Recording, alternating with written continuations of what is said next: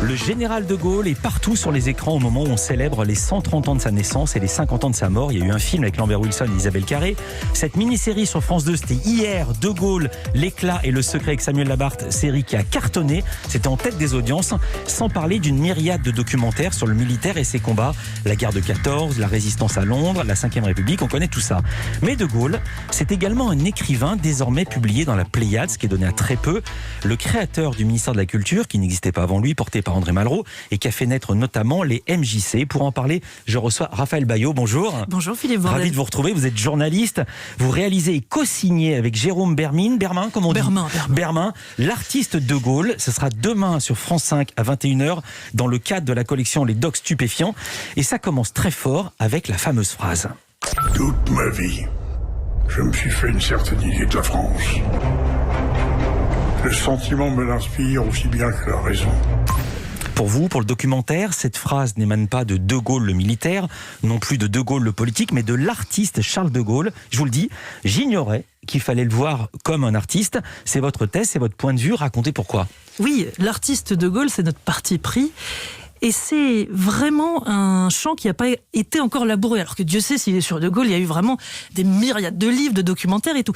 Et nous, on s'est dit, voilà quand même quelqu'un qui est un auteur, un écrivain, qui a une énorme ambition littéraire, qui est l'acteur extraordinaire que tout le monde connaît, et aussi dans le documentaire on explore cette facette de sa personnalité, mais c'est aussi le metteur en scène de sa propre vie et surtout l'inventeur d'une idée extraordinaire.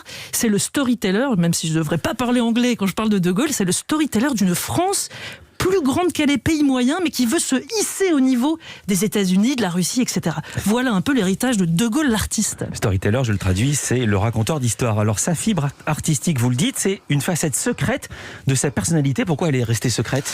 Alors, d'abord parce que De Gaulle, c'est une personnalité qui ne verse jamais dans l'épanchement. C'est quelqu'un qui aime vraiment garder pour lui, disons, ses états d'âme. Mais quand même, dans sa vie, par exemple, son rapport à la littérature, qui est quelque chose d'exceptionnel. Il a une culture livresque complètement démente. Et après, il devient lui-même auteur d'une œuvre littéraire, pas de simple mémoire politique. Vraiment, il veut créer une œuvre. Il veut que ça reste, j'allais dire, dans les mémoires, puisque ce sont ses mémoires. Mais il n'est pas dans l'épanchement. Il y a une anecdote qui est assez extraordinaire, c'est que quand il quitte le pouvoir, il renonce à sa retraite de président de la République, mais il s'inscrit à la Société des gens de lettres. Voilà ce que c'est De Gaulle en fait. Alors, comment vous avez travaillé ? Il y a plein de gens qui parlent, il y a des historiens, il y a qui parlent dans le documentaire ? Alors, on a des historiens spécialistes de Gaulle, comme Michel Vinocq ou Frédéric Naud-Dufour. On a des comédiens extraordinaires. On a Fabrice Lucchini qui nous fait l'amitié de nous lire des extraits des mémoires. On a aussi un éditeur qui s'appelle Jean-Luc Barré, qui est sans doute le plus grand spécialiste aujourd'hui de Gaulle. Et on a bien sûr d'autres personnages qui sont liés à des anecdotes qu'on raconte dans le film, et j'espère qu'on va en parler un peu plus. Voilà, alors vous fondez sur son travail d'écrivain, ses mémoires qui sont entrées dans la Pléiade en 2000, c'est la consécration suprême que d'être dans cette collection. Mais à l'époque, au moment de la sortie des mémoires dans les années 50, vous racontez que De Gaulle a été trié par la critique. J'ai noté, pour les temps modernes, la revue de Sartre, c'était très mal écrit. Roland Barthes dit de lui qu'il était un pasticheur. Jean-François Revel a dit qu'il écrivait comme un gendarme. Et alors moi, ce qui m'a vraiment frappé, là où on voit que vous avez raison, en quelque sorte, c'est que De Gaulle a été blessé par ses critiques. Il a libéré la France, il a résisté à Hitler, on peut se dire qu'il se fout complètement de la vie de tel ou tel scribouillard du boulevard Saint-Germain. Non, il réagit comme un artiste, pas comme un militaire. Absolument, il est très très au fait de ce qu'on dit de ses livres. Ce que dit Roland Barthes, c'est que c'est un pasticheur de génie. Donc c'est une façon de lui reconnaître une certaine valeur, mais en même temps de dire qu'il limite, qu'il invente rien d'un point de vue littéraire.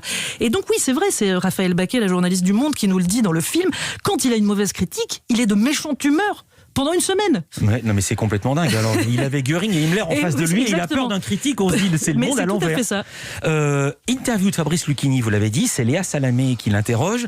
Lucchini a été très impressionné par une citation en début d'un ouvrage du général de Gaulle. Il cite Nietzsche.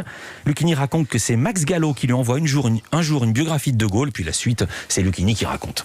J'ouvre cette biographie et je vois une phrase de Nietzsche. La vie ne vaut rien, rien ne vaut rien. Ça on ne comprend pas bien. Mais surtout, et cependant tout arrive, mais c'est indifférent. Alors là, tu te dis, quel est l'homme politique capable aujourd'hui d'avoir l'arrogance, l'image qu'il a du public, l'incroyable amour qu'il a. Faut quand même être très très pointu pour citer Nietzsche. pour citer Nietzsche sérieusement. Si on cite Nietzsche, c'est qu'on a maîtrisé l'œuvre de Nietzsche. De Gaulle, c'est pas un esbroufeur, c'est pas Zadig et Voltaire. C'est pas un ministre de Sarkozy à qui on dit quelle est votre passion littéraire. J'aime beaucoup Zadig et Voltaire. Génial Lucchini et Zadig, l'ouvrage de Voltaire, je dis ça, et non pas Zadig et Voltaire, qui est une marque de fringues. Et à propos de Gaulle, vous avez exhumé un épisode étonnant de ses années au collège Stanislas, c'était juste avant son entrée à Saint-Cyr. En secret, le jeune Charles écrit des nouvelles romantiques, cachées derrière un pseudonyme, Charles de Lugal. Dans l'un de ses textes clandestins, un jeune militaire tombe amoureux d'une indigène, nommée Zalaïna. Donc le jeune officier se rend dans la hutte où vit Zalaïna et voici ce que Charles de Gaulle écrit. Elle me regarda et de ce moment je fus ensorcelée.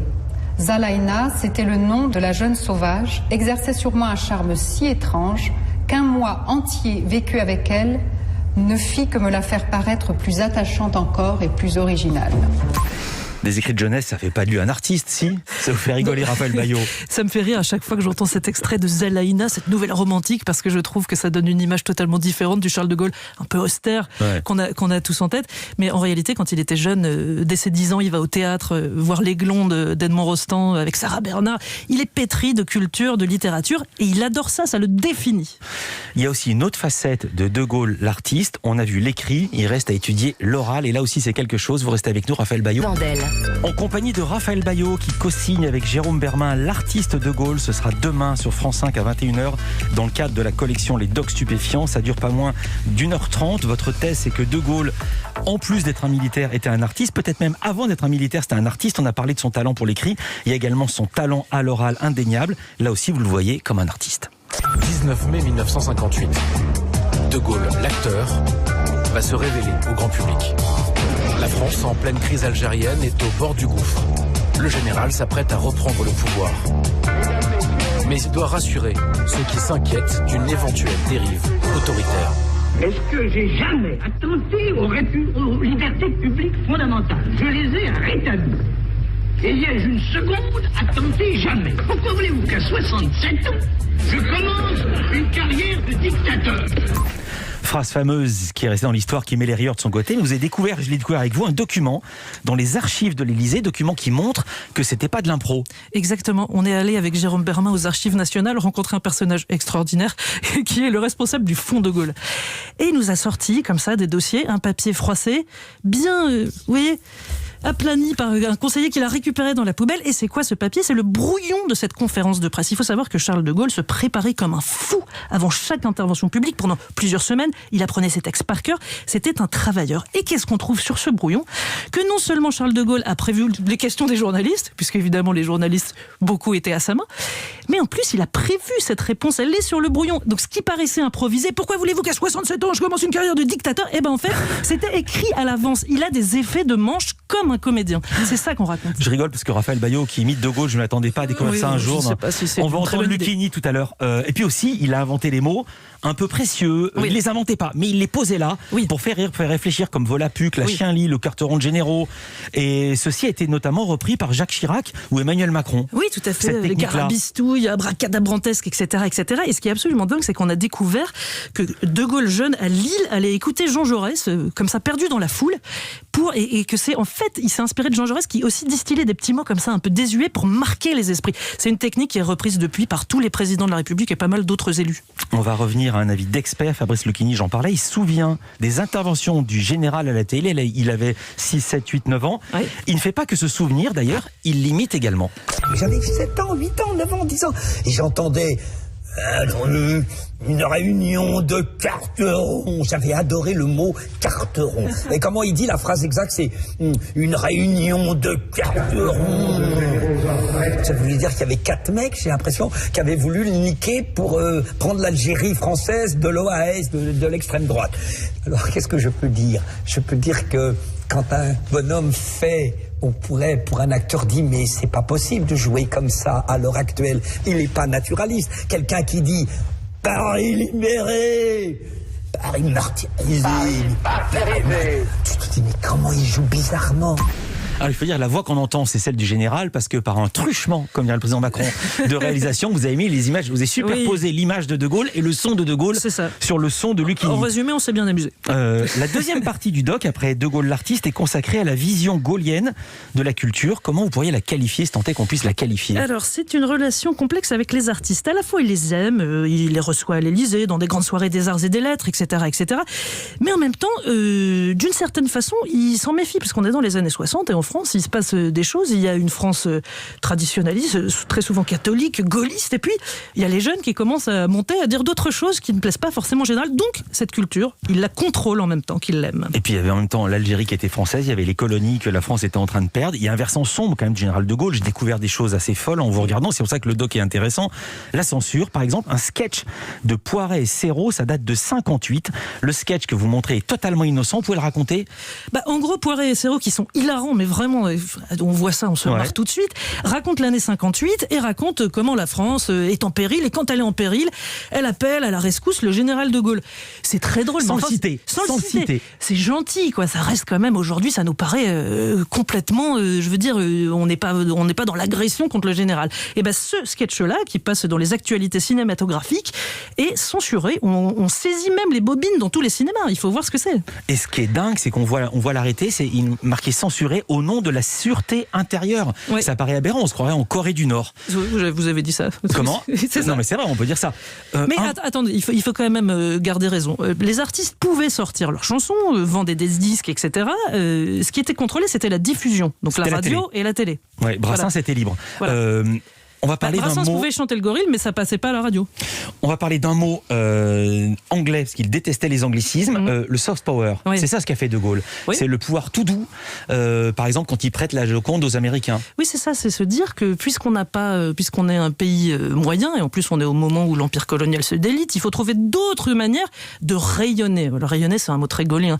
Et pour rayonner, qu'est-ce qu'on fait? Par exemple, on montre aux Américains, j'allais dire, qui c'est Raoul, en envoyant la Joconde, en leur montrant, bon, vous avez peut-être la force nucléaire, la force économique, etc. Mais nous, on a la Joconde et ça, vous l'aurez jamais. Donc, ils prêtent la Joconde aux États-Unis, tournée incroyable, 1 500 000 Américains se pressent pour aller voir Mona Lisa. Et ça, c'est un coup génial parce qu'en fait, c'est vraiment De Gaulle et Malraux qui impulsent ça, alors que la Joconde est hyper fragile. En réalité, ça n'a aucun sens de la faire voyager sur un paquebot qui est le France et de la ramener. C'est très dangereux pour le tableau.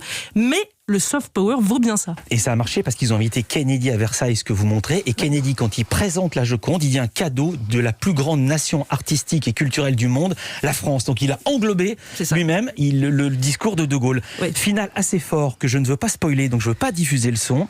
Vous avez retrouvé une lettre d'Alain Delon au moment du départ du général de Gaulle de l'Élysée. C'était en avril 69. Et la voix, c'est Alain Delon aussi. Oui, c'est Alain Delon qui n'est pas apparu publiquement depuis le dernier festival de Cannes, j'allais dire en présentiel, c'est horrible ce mot, en 2019. Jérôme Bermin lui a demandé de nous faire l'amitié de lire les textes de Gaulle et de lire cette lettre, et il nous a dit oui, et on l'en remercie vraiment extrêmement chaleureusement. Une lettre vraiment d'un artiste qui est triste de voir son héros bouté hors de France. Finalement. Mais on ne le voit pas à Delon, on n'entend que sa voix. Non, on n'entend que sa voix. Il a refusé d'être filmé ou c'est vous qui ne vouliez pas? Non, c'est que nous, on s'est dit comment on va faire pour que De Gaulle ait une voix, quelle est la manière la plus puissante, puisqu'il faut quand même incarner cette puissance. Et on a demandé à Alain Delon, et je peux vous dire qu'on était plutôt contents quand il nous a dit oui. Ah ben, tu m'étonnes.